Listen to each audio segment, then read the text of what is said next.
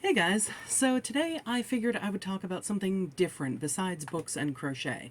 Although I do want to make a quick crochet update. I am sitting here working on, who was I working on earlier? I was finishing up the main parts for my Donna Noble doll for the Journey's End raffle. And now I have been working on Sarah Jane Smith, everyone's favorite classic and new Who companion.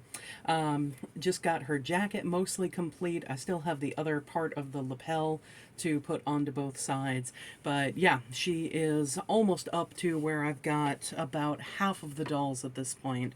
I just need to get her arms done and, like I said, get the lapel done. And then, yeah, we'll be good. I can go on to the next doll, finish whatever jacket, the arms, hands, all that good stuff.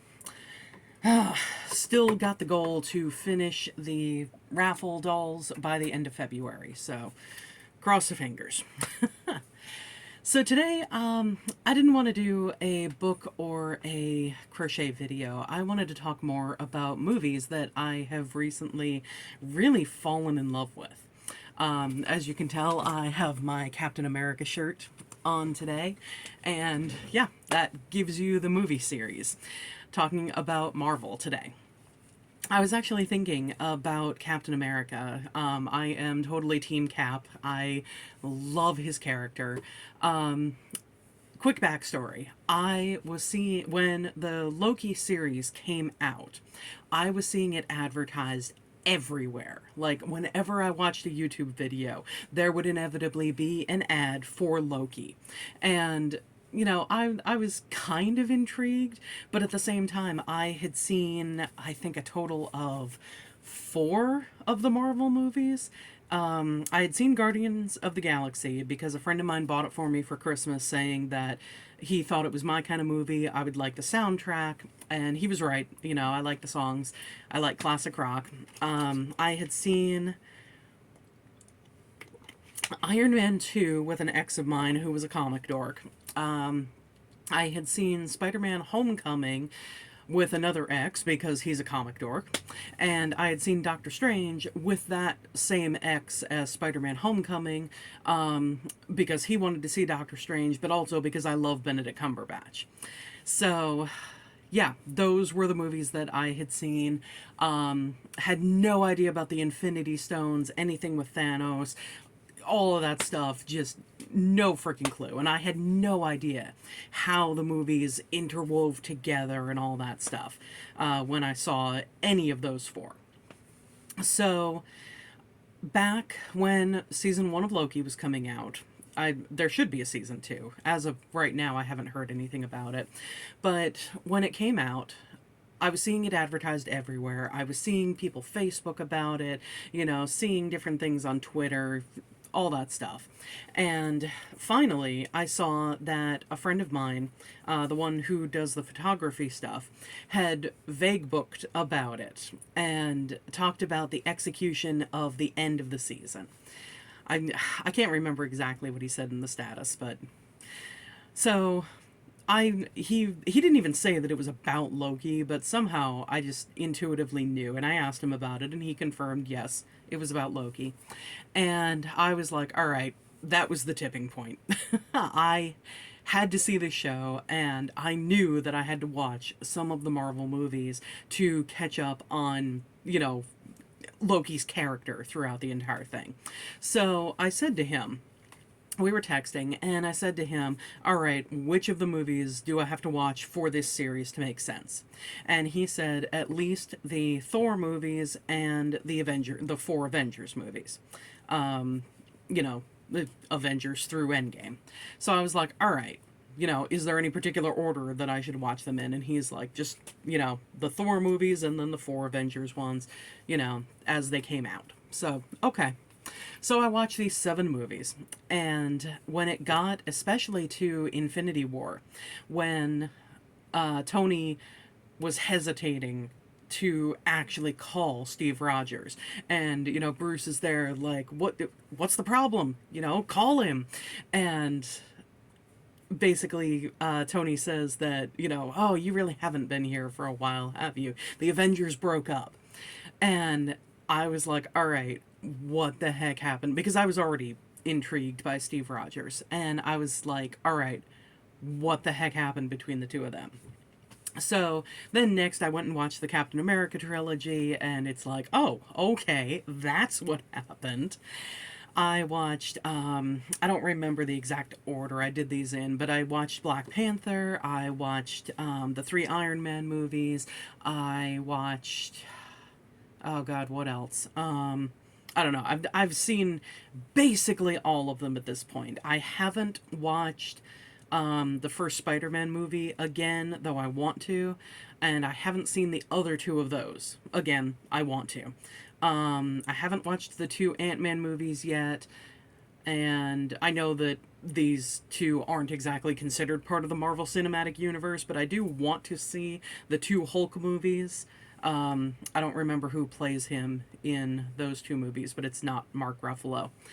But anyway, so thinking about Cap today, I found myself looking in the mirror and looking at this shirt, and when you look at it, you can see that the shield is kind of messed up, and that's the style of the shirt. Like, literally, this is the second time I've worn this shirt. I got it new a couple weeks ago when I was at Target with one of my best friends, but I was looking at it and I was like, oh, this is kind of like Cap's shield in Infinity War. And then I was thinking to myself, wait a minute, he didn't have the shield in Infinity War because Civil War had already happened, and he had dropped the shield when Tony, during the fight at the end with Tony, and when Tony basically says, that's not your shield.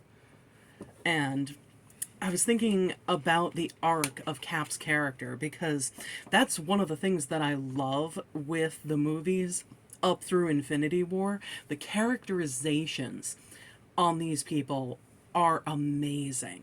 And I mean, the most obvious arc is the one that Thor goes through, because he goes from being this, war-hungry jock who thinks that he is unbeatable to everything that he was in Endgame. And it's amazing to see that kind of character arc, and how much he's brought down and then how much he's raised up.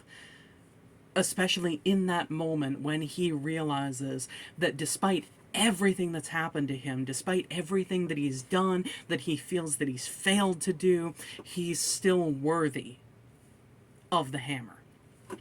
And so I was thinking to myself, because that kind of relates to Cap, because Cap starts out as such an idealist and wanting to make real positive changes in the world, and it doesn't matter to him how big, the enemies are, how big the bad guys are that he's going against. If he sees an injustice, he wants to correct it. He wants to make things right. And you see that almost, for lack of a better term, almost get beaten out of him, especially throughout his trilogy, because his first movie, is losing everyone that he cares about and waking up in this foreign world. And then the second one, he realizes that SHIELD and Hydra are one and the same. So he is losing this establishment that Nick Fury has told him is there to do good in the world.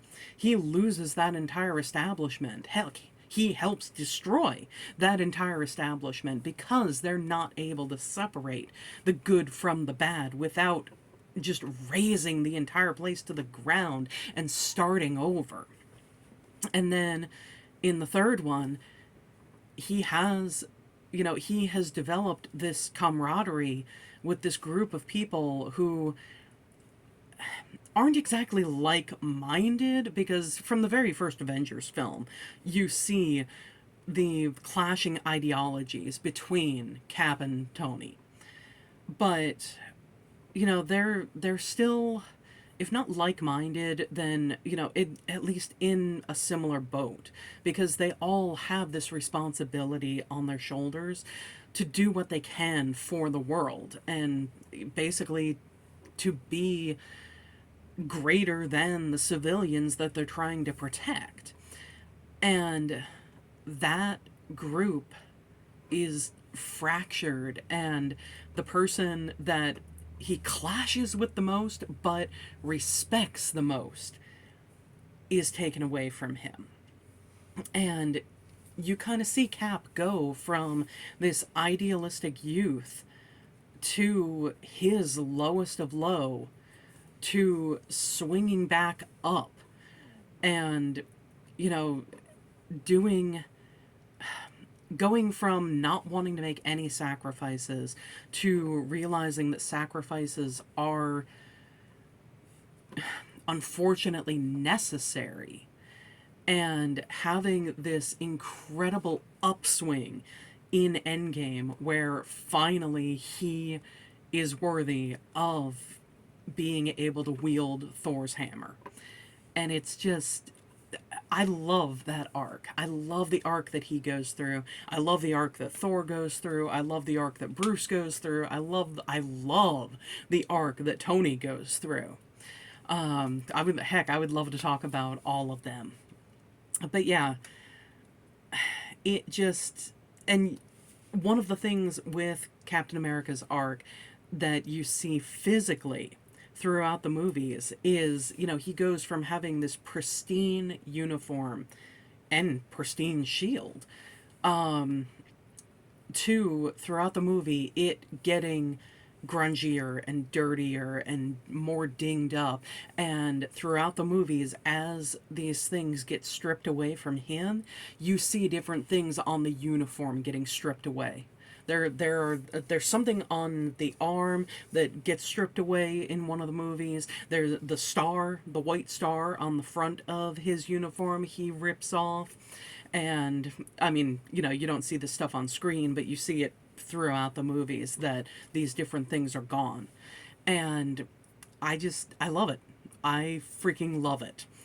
And I actually consider it a shame with the newer Marvel movies that I have seen. The newer Marvel movie that I have seen, because I think the only one post Endgame that I've seen is Doctor Strange 2, Multiverse of Madness. And I liked it, but the characterization that could have been there just wasn't. You know, it just felt like more of a mindless action movie, of the kind of thing of, you know, okay, let's just get to the next fight scene. And that's unfortunate because America Chavez, I think that's, I don't know, I'm probably mispronouncing it. But her character could have been so great, but really all they had her be in Multiverse of Madness until the end was this girl who was afraid of / hiding behind Stephen Strange. And that bothered me. They could have had her be such a well-developed character and, you know, really could have seen not only what she could do, but what she was offering the rest of the movie. But I don't know. It's disappointing that they were sacrificing the character development that they had in the earlier movies for just more computer generated action scenes. And I wish they would go back to the characterizations, because even if the plots, you know, aren't that great, which can definitely be said of some of the Marvel movies, the characterizations are what make it worth the watch. The arcs that these characters go on,